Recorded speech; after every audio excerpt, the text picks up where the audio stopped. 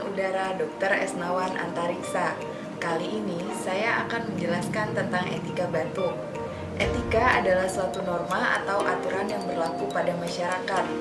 Batuk adalah mekanisme pertahanan tubuh di saluran pernafasan dan merupakan gejala suatu penyakit atau reaksi tubuh terhadap iritasi tenggorokan karena adanya lendir, makanan, debu, asap, dan sebagainya.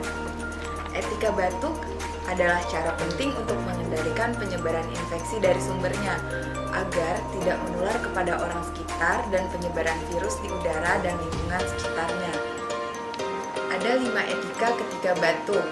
Yang pertama, tutup hidung dan mulut Anda menggunakan tisu atau sapu tangan.